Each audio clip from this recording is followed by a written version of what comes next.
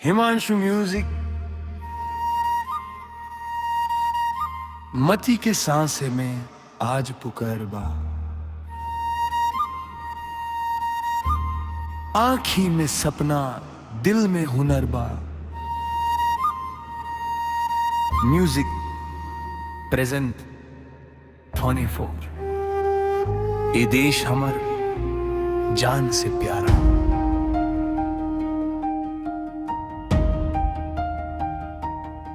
गाँव के धूल से बूट हमर चमके, खत तक मेहनत से हाथ हमर दम के।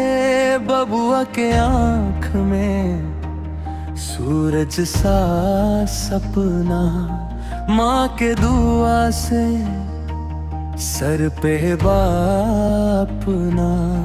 रात से लड़के हम सुबह बनाईनी,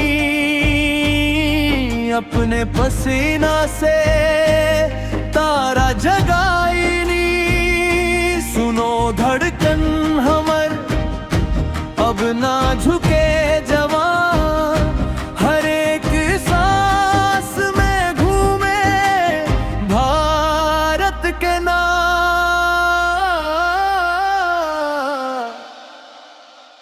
भारत के लाल हम, भारत के लाल, मातृ के लाल हम, मातृ के लाल। उठो रे जवान,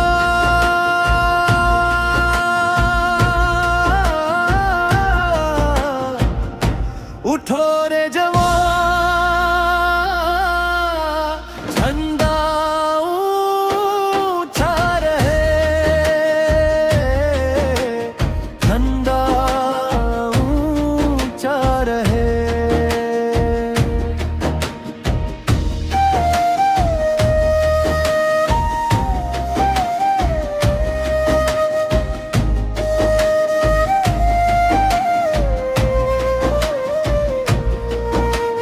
नदी के किनारे गाल के चौपल, मिट्टी के महक में मिलल बकमाल।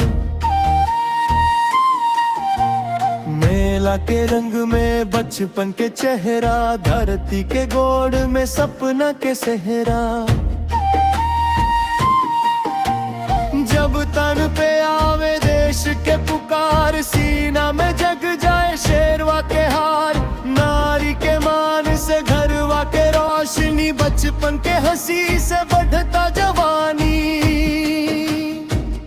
सुनो धड़कन हमर अब ना झुके जवान, हर एक सांस में घूमे भारत के नाम।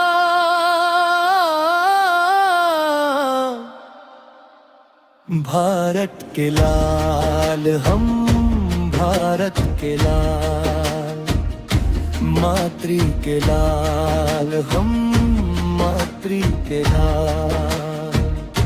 उठो रे जवान,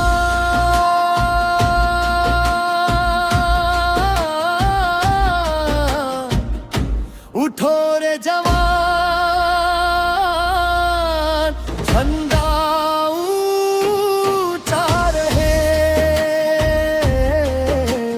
झंडा ऊंचा रहे। म्यूजिक प्रेजेंट खलीफा। जहां गिरल हो अंधेरा, वहां हम दिया बनाब। जहां टूटल हो विश्वास, वहां हम वचन निभा।